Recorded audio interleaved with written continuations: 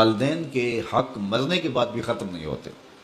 اعلیٰ حضرت عظیم البرکت امام اہل محبت امام شاہ احمد رضا خان فاضل بریلوی علیہ رحمہ نے تو باقاعدہ اس پر رسالہ تصنیف کیا اور مختلف احادیث سے 12 حقوق کا ذکر کیا جو مرنے والوں کے بعد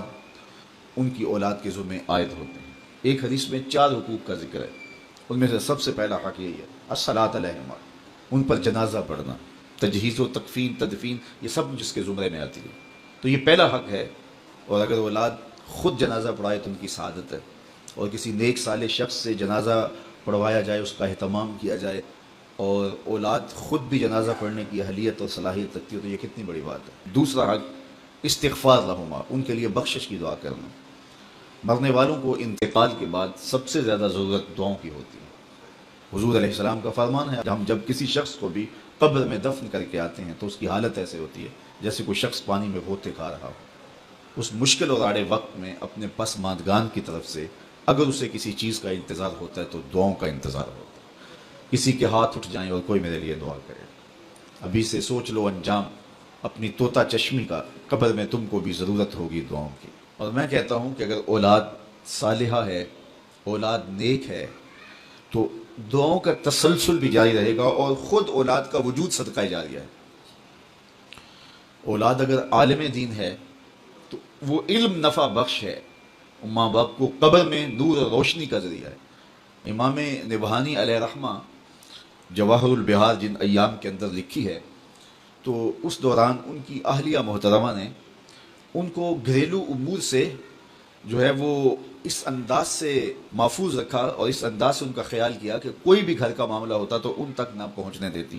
کہ میرا شوہر رسول کریم صلی اللہ علیہ وآلہ وسلم کے فضائل لکھ رہا ہے اور حضور کی عظمتوں پر جو ہے وہ کام کر رہا ہے، اور میں ان کو گھریلو الجھنوں کا شکار کر دوں، یہ نہیں کروں گی۔ تو امام نبہانی نے وہ کتاب مکمل کی۔ اس دوران ان کی اہلیہ نے چونکہ اپنے شوہر کو گھریلو الجھنوں میں مبتلا نہیں ہونے دیا کہ یہ حضور کے دین کا کام کر رہے، تو اس سلے کے اندر امام نبہانی کی زوجہ محترمہ کو 4 مرتبہ حضور کا دیدار نصیب ہوا کہ تو نے میرے خادم دین کے لیے آسانیاں پیدا کی ہیں۔ تیسرا حق ماں باپ کا ان کے انتقال کے بعد جو اولاد کے ذمہ ہے وہ ہے ان کے وعدوں کو پورا کرنا۔ اللہ سے وعدہ ہے، کوئی منت مانی ہے ادا نہیں کر سکے، اس کو پورا کیا جائے۔ مخلوق سے کوئی وعدہ تھا،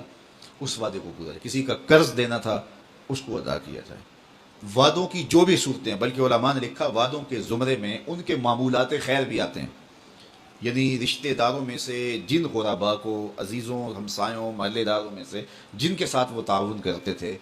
خاندان کے جن کمزور افراد کے ساتھ وہ تعاون کرتے تھے، تو یہ ان کے حقوق میں سے ہے کہ اولاد بعد میں اس تسلسل کو جاری رکھنے کی کوشش کرے۔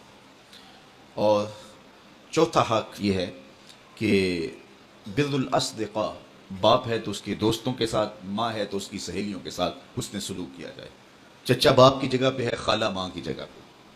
تو ان کے انتقال کے بعد وہ رشتہ دار جب گھر آئیں تو ان کو اسی طرح پیار، اسی طرح محبت، اسی طرح عزت اور آبرو ملے، اور جس طرح وہ ان کے ساتھ ملتے تھے اور ان کی محبت تھی، ان کا تعلق خاطر تھا، تو اولاد اس کو رشتے کو نبھائے اور اس کو برقرار رکھے، اور اس سے ان کی قبر میں روح خوش ہوتی ہے۔ تو یہ 4 حق ایسے ہیں جو مرنے کے بعد بھی اولاد کے ذمے لازم ہوتے ہیں کہ وہ اپنے ماں باپ کو مغفرت کی دعاؤں میں یاد رکھے اور ان کے لیے اللہ کے حضور التجائیں کرتے رہے۔ جو شخص ہر جمعۃ المبارک کو